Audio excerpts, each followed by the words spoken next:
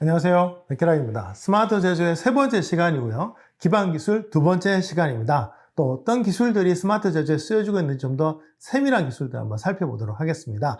아마 대표적으로 센서에 대한 이야기를 드려야 될 것 같습니다. 사물 인터넷의 핵심이기도 하죠. 많은 센서들이 작아지고 저렴해진 덕분에 많은 사물들에 부착이 될 수가 있고요. 이러한 센서들이 인터넷과 연결되면서 어마어마한 데이터를 생성하게 되는 거죠. 그 점에서는 센서는 기본적으로 더 작아지고 저렴해져야 되는데요. 실제로 여러분들이 인터넷에서 센서를 한번 검색을 해보시면 가정에서도 상당히 많은 종류의 센서들을 구입할 수 있다는 것을 아시게 될 겁니다. 실제로 그 중에 일부 센서들은요, 산업 현장에 쓰여지는 센서인데도 가정에 쓸 수 있는 정도로 저렴해졌기 때문에 앞으로 그런 점에서는 이런 공장의 수많은 부품들이라든가 기계장치, 그다음에 여러 인프라에 이러한 센서들이 적용되어서 많은 데이터를 생성하지 않을까 싶은데요. 기본적으로 인터넷이 없었다면 이러한 어떤 센서들의 역할들이 그렇게 크지 않았을 거라 생각을 합니다. 이러한 인터넷 덕분에 많은 센서들이 연결되어서 우리가 소위 말하는 사물 인터넷이라는 게 만들어졌는데요. 모든 사물에 인터넷이 연결된다면 어떤 일들이 벌어질까요? 아마 어마어마한 빅데이터가 형성되고요.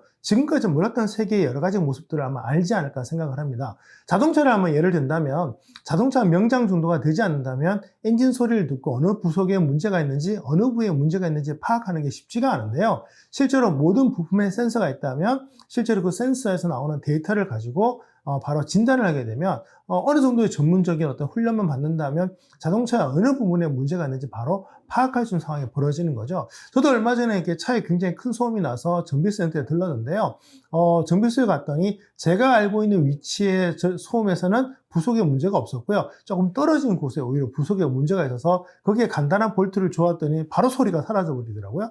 이런 것처럼 앞으로 우리가 이런 오랜 경험을 가진 전문가들이 있어야만 자동차 정비를 하던 시대에서 여러 가지 어떤 센서들을 통해서 소음이 나는 위치를 정확하게 진단하고 나사가 빠진 위치를 정확하게 진단을 한다면 저 같은 사람도 얼마든지 정비하는 시대가 올 수 있는 게 바로 이런 사물 인터넷 시대가 아닌가 생각합니다. 사물 인터넷은 어마어마한 데이터가 생성되는 것이 특징입니다. 왜냐하면 당장 한 부품 혹은 한 기계 혹은 한 공장에서 센서 장착된 개수가 늘어나게 되는 거고요. 이게 인터넷으로 연결되어서 24시간 365일 데이터를 생성한다면 기존에 생각했던 어떤 데이터와는 차원이 다른 데이터, 즉 빅데이터의 시대가 열리게 되는데요.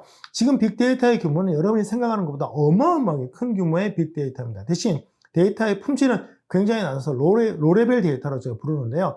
많은 손을 거쳐야만 빅데이터 안에서 우리가 중요한 어떤 인사이트를 뽑아낼 수가 있지만 중요한 것은 그 빅데이터 덕분에 우리가 많은 것들을 알 수 있는 기회가 열렸다. 그다음에 많은 것들을 진단할 수 있는 가능성이 열렸다는 측면에서는 빅데이터의 존재의 의무는요, 이제 어떤 미래 사회의 어떤 기본적인 특징이라고 할 수 있을 정도의 많은 변화들의 기본기라고 말씀을 드릴 수가 있을 것 같습니다. 하지만 빅데이터는 일반 개인이나 작은 기업이 다루기엔 굉장히 어려운 면이 있기 때문에 빅데이터 분야 역시도 플랫폼이라는 개념이 좀 등장을 해야 되고, 앞서 우리가 스마트 제조 플랫폼을 얘기했듯이 빅데이터 역시도 많은 기업이나 개인이 빅데이터를 다룰 수 있도록 어느 정도의 플랫폼이 제공되어 있고 상당히 아주 편리하게 제공이 되고 있습니다. 저 역시도 임명 데이터라든가 이런 마케팅 데이터들을 빅데이터 플랫폼에 올려서 처리하고 있는데요. 저도 나름 이쪽 분야에서는 좀 많은 일들을 하다 보니까 저의 컴퓨팅 장비들이 절대 성능이 낮다라고 말씀드릴 수가 없는데, 그럼에도 불구하고 빅데이터는 워낙 크기 때문에요. 이런 빅데이터 플랫폼에 올려서 어느 정도 처리를 하게 되면 컴퓨터의 부하도 낮출 수가 있고 좀 더 빠른 결과물을 얻을 수 있는 가능성이 생겨나는 거죠.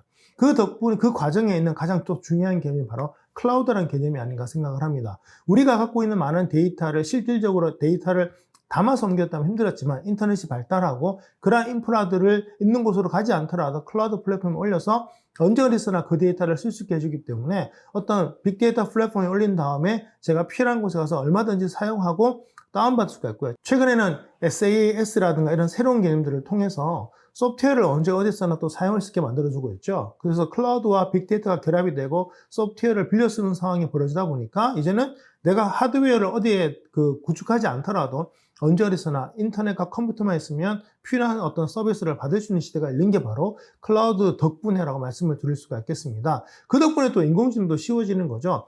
인공지능은 강력한 컴퓨팅과 빅데이터가 결합되고 그것을 알고리즘을 통해서 구현했다고 말씀드릴 수가 있는데요. 지금까지 우리가 몰랐던 불가능했던 어떤 차원의 어떤 기능들을 인공지능을 통해서 많은 것들을 개선하기 시작을 했습니다. 예를 들면 사람의 얼굴을 컴퓨터가 인식을 한다거나 아니면 사람의 말투를 흉내내고 이제 말을 인식하고 대화하고 번역하는 그 모든 과정에 인터넷이 들어가는데요.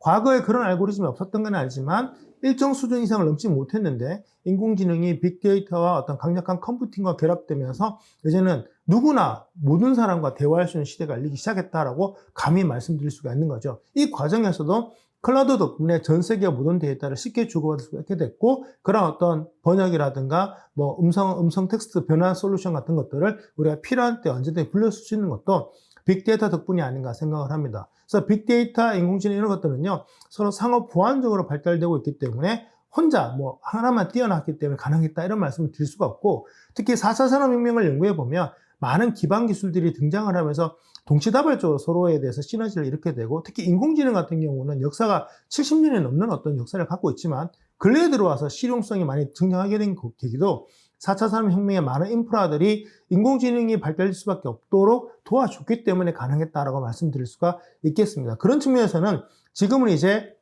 인공지능이 어느 정도 우리 일상에 파고들기 시작했던 시대라고 보기 때문에 거꾸로 얘기하면 많은 스마트 제조의 기반 기술들이 이제는 보편화되고 있다고 말할 수 있는 시대가 바로 지금의 시대가 아닌가 생각을 합니다. 스마트 제조가 이루어지려면 이런 여러 가지 요건들이 반드시 형성이 되어 있어야 되는데요. 여러분의 공장에 여러분의 사무실에 인터넷이 충분하지 않거나 컴퓨팅이 약하거나 데이터가 충분하지 않다면 스마트 제조의 많은 매력들을 느낄 수가 당연히 없겠죠.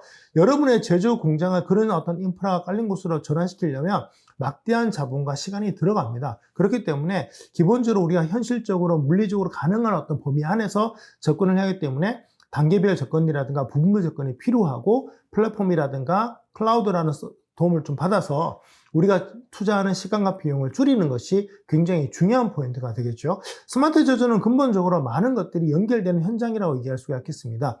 아무래도 생산이라는 과정, 비즈니스의 모든 과정들을 생각을 해보면 스마트 제조는 모든 기술들을 총동원해서 좀 더 나은 생산성 혹은 좀 더 빠른 어떤 생산을 위해서 노력하는 곳이기 때문에 우리가 개인적으로 노력하는 것보다는 좀 더 적극적으로 기업들이 여러 요소들을 융합하는 곳으로 스마트 제조 현장을 꼽고 있다라고 말씀드릴 수가 있고요. 여러분들이 대표적인 스마트 제조 현장에 가보면 현재 어느 정도까지 기술들이 발전해 있는지 연결되어 있는지를 엿볼 수 있지 않나 생각을 합니다. 스마트 제조의 많은 기술들은 여러분들도 아마 들어보신 기술들이고 조금만 눈여겨본다면 쉽게 접할 수 있는 기술인데요. 이런 것들을 융합한다는 점이 굉장히 중요하고 융합하는 과정에서 기존에 우리가 생각했던 도구들을 직접 구매하거나 렌탈하는 것이 아니라 클라우드라는 개념을 통해서 획기적으로 시간과 비용을 절감해서 필요한 만큼 사용하는 시대가 열렸기 때문에 어쩌면 스마트 제조에 대한 여러 가지 설계라든가 시뮬레이션은 이제 기업만 할 수 있는 게 아니라 개인도 할 수 있는 시대가 열렸다고 말씀을 드릴 수가 있을 것 같습니다. 그런 점에서 여러분들이 스마트 제조에 대한 공부를 계속 하셔야 될 이유 중에 하나가 여러분의 바로 제조 현장을 여러분 힘으로 변화시킬 수 있는 계기를 만들 수가 있기 때문에 스마트 제조는 앞으로 많은 사람들에게 중요한 포인트가 될 거라고 확신합니다.